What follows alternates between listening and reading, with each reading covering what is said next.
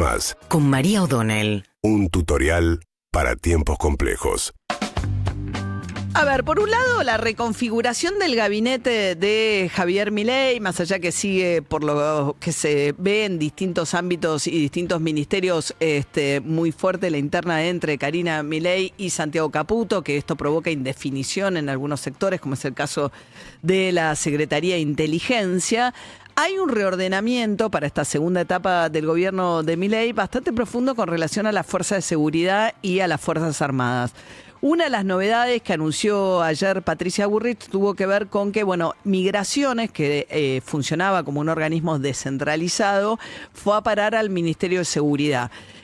convirtiéndose en una agencia de otras características. Lo que dijo ayer Patricia Bullrich es que Migraciones en la Argentina funciona de manera muy eficiente. La verdad es que ahí, durante la gestión de Randazzo como ministro del Interior, cambió muchísimo la rapidez, la velocidad y la eficiencia de la agencia de Migraciones, cosa que ayer Patricia Bullrich reconoció, dijo que era de lo más moderno que había en la Argentina, pero que eso, que es por ahí cuando entras formalmente por las fronteras o cuando estás en aeropuertos y demás, pero que simultáneamente convive con una situación bastante porosa en las fronteras, donde la responsabilidad es de gendarmería. Entonces, lo que ella plantea es la unificación de estos criterios a partir de una nueva agencia de migraciones. Lo planteó más asociado Patricia Bullrich al hecho de evitar que lleguen organizaciones vinculadas al crimen organizado, que están creciendo y muy fuerte en América Latina, caso de Ecuador, caso de Colombia, caso de Venezuela, Tren Aragua y demás, que vinculado a la cosa más antimigrante, de asociar el migrante necesariamente al delincuente a la manera de Donald Trump en Estados Unidos. Pero bueno, ese es un cambio. También el RENAPER, el Registro Nacional de Personas, había ido a parar al Ministerio de Seguridad, pero ante la protesta de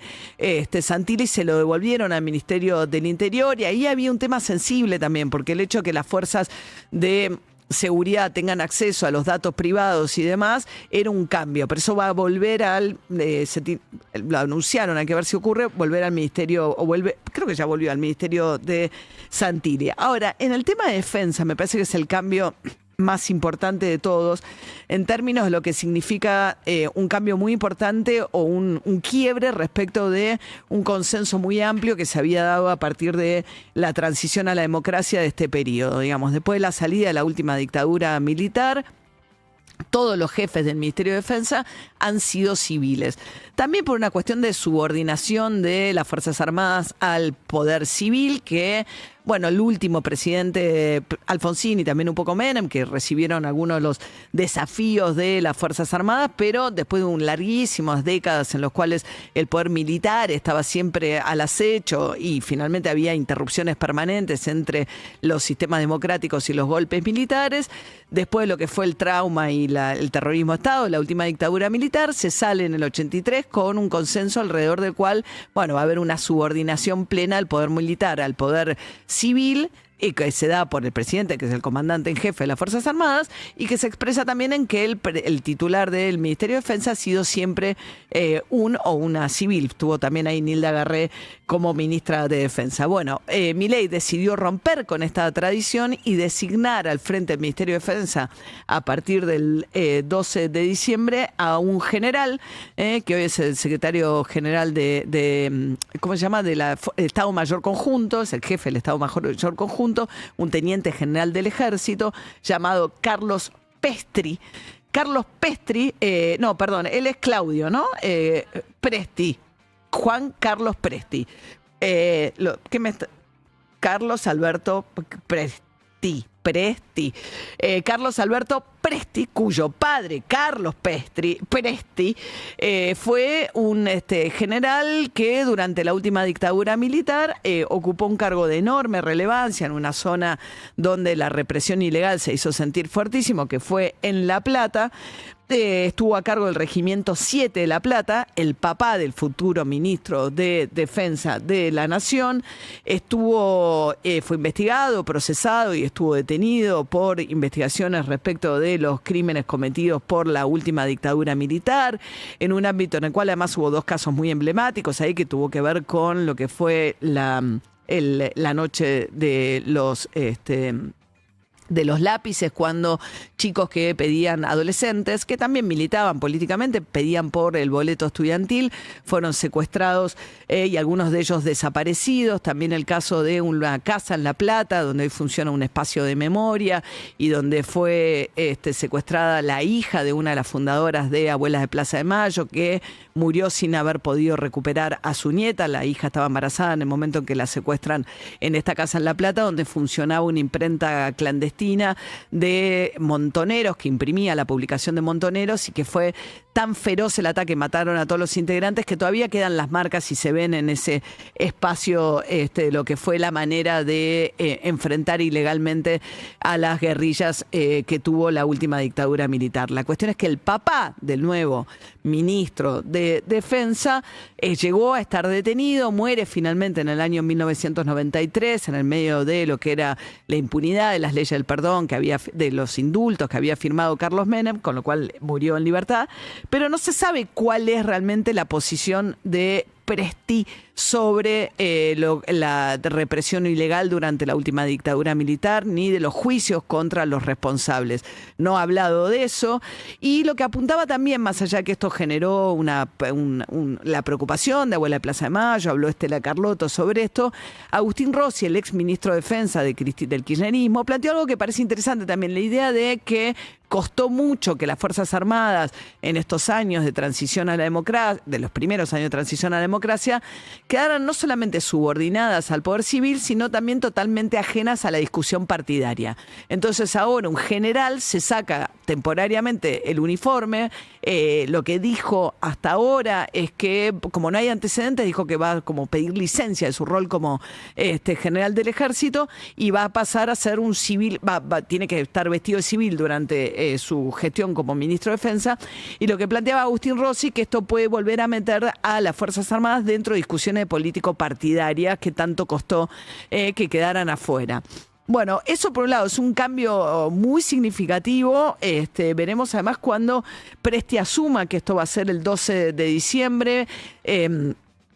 iba a ser el 5 de diciembre cuando llegan los aviones F-16, estos supersónicos que le compró el gobierno nacional en unas inversiones más grandes, en el medio de un ajuste feroz del presupuesto nacional. Había una compra muy grande en materia de aviones que los iban a recibir el 5 de diciembre. Como Milei va a estar con Trump en Estados Unidos en el sorteo del Mundial, lo postergaron para el 12 de diciembre. Pero ese es un cambio muy significativo, cuyas consecuencias todavía no conocemos bien, porque tampoco conocemos bien cuál es la postura del nuevo ministro de Defensa respecto, si hay además un cambio respecto de la línea que se va a bajar por parte de un general del ejército desde el Ministerio de Defensa sobre el pasado reciente de la última dictadura militar. Y un Milei que ayer, volviendo a Milei, cambio de tema completamente, pero es otro tema de enorme relevancia, se sacó una foto donde se ve atrás la bandera de Estudiantes, mezclando el tema de estudiantes y la discusión en la AFA con lo que está pasando con el manejo completamente discrecional y el poder que montó el Chiquitapia y sus ramificaciones que hacen que haya una sospecha muy grande respecto de los arbitrajes en partidos donde juegan aquellos equipos vinculados a la estructura de poder del Chiquitapia dentro de la AFA. Bueno, a partir de lo que pasó con Estudiantes, porque después que el Chiquitapia le diera una copa que no estaba prevista a Rosario Central y sacara esta resolución obligando supuestamente a Estudiantes, que jugaba contra Rosario Central, a hacer el famoso pasillo, cosa que evidentemente Verón, que no habló, pero el presidente de Estudiantes, entendió como una forma de intentar humillarlo. Entonces los jugadores le dieron la espalda. Ahora hay que ver si lo sancionan o no a Verón, pero terminó Verón de alguna manera ocupando el rol, rebelándose contra algo que es realmente algo a lo que muy pocos presidentes de los clubes se animan. No se animan tampoco los técnicos, porque además está el caso del técnico deportivo Morón, que fue suspendido por una supuesta declaración por el Tribunal de Ética de la AFA. O sea, insinuar que hay algún tipo de preferencia por tipo de los árbitros puede significar una sanción como la que sufrió Deportivo Morón, que además quedó eliminado en un partido con mucha controversia con Puerto Madryn, que es otro de los equipos sospechados de tener el favoritismo del Chiquitapia. En ese contexto donde Verón se rebela contra la AFA, se transforma Verón en una especie de, para algunos, porque hay muchas cosas cruzadas en esto también, pero sobre todo para el gobierno, porque en su momento y de una manera bastante accidentada, porque trajo a Foster el inglés que iba a poner plata, que nunca puso y qué sé yo. La cuestión es que se transformó también en el representante de alguna manera del que empuja la misma idea que el gobierno, que el macrismo. No es exacto, pero de alguna manera sí, de las sociedades anónimas con Foster Gillette. Entonces, por un lado, había abierto la posibilidad a algún tipo de intervención o de apertura a los capitales privados, de los clubes, de esta manera, abiertamente, porque otros lo hacen, pero de manera no abierta, con Foster Gillette, y después se revela contra el Chiquitapia. El Chiquitapia, con sus redes mucho más ligadas al peronismo y demás, que es el contendiente también de Milei, porque es el aliado de Riquelme y toda esta cosa que conocemos, donde está esa grieta muy clara en el mundo de la política, ¿no? Chiquitapia muda la sede de la AFA a la provincia de Buenos Aires, se pega mucho más a Axel Kicillof, pero también a muchos gobernadores. Tiene un armado donde tiene vínculo con el gobernador de San Juan, el gobernador de Santiago del Estero, el gobernador de la provincia de Buenos Aires, la intendencia de Puerto Madryn, mucho peso también en la Patagonia. Bueno, dentro de ese armado en el cual está Chiquitapia, que con un poder fenomenal, que es mucho más grande, creo, incluso que el que tuvo en su momento nada menos que Grondona, aparece esta grieta de la mano de Verón, que se para de manos en un contexto en el cual ha habido muchos partidos en la definición de este campeonato y muchas otras decisiones que, bueno, despiertan muchísimas suspicacias sobre el rol de los árbitros en los partidos y cuánto resultan beneficiados a aquellos equipos con algún vínculo con el Chiquitapia. Se monta Milei a esa discusión y sale ayer en una foto con la camiseta de Estudiantes que se ve en el fondo, y otra foto, pone 2 fotos con la camiseta de Estudiantes. La verdad es que creo que le hace un flaco favor a Verón en este contexto, porque, bueno, Verón está dando una pelea valiente en un contexto difícil, porque es muy costoso pararse de manos en este contexto, o por lo menos muchos sienten que puede llegar a ser muy costoso, y Milei lo mete en una discusión, pero además lo mete en una foto con el canciller de Israel, en un contexto en el cual, con todo lo que está pasando en el mundo, las discusiones acerca de lo que fue la respuesta de Israel al 7 de octubre, el ataque de Hamás y lo que, digamos, cómo arrasó después con Palestina, en ese contexto Milei insiste con una alianza incondicional, porque además responde también a la política internacional de Estados Unidos con Israel, prometiendo mudar el año que viene la capital a Jerusalén. Un hecho de enorme relevancia mundial, pues son muy poquitos los países en el mundo que tomaron esa decisión. Hay una resolución de Naciones Unidas que establece que tiene que ser una capital compartida como parte de lo que fue la creación del Estado de Israel, en compensación con lo que había ocurrido con el Holocausto después de la Segunda Guerra Mundial, pero en medio de una discusión de esa magnitud, lo mezcla y mete ayer Milei la foto con el canciller de Israel y atrás la bandera de Estudiantes, donde evidentemente hoy la AFA está en el medio de una discusión política que excede mucho la cuestión del Chiquitapia, pero hay también la DGI, la Dirección General de Impositivas, se metió en una denuncia con un financista muy cercano al Chiquitapia, que era auspiciante del torneo pasado, Maximiliano Vallejo, un hombre que creció enormemente financieramente en muy poco tiempo y que ahora tiene en la mano del gobierno una denuncia por evasión del impuesto al cheque. Muchas ramificaciones donde se ve al fútbol muy atravesado por la discusión política y un gobierno buscando, obviamente, aprovechar un momento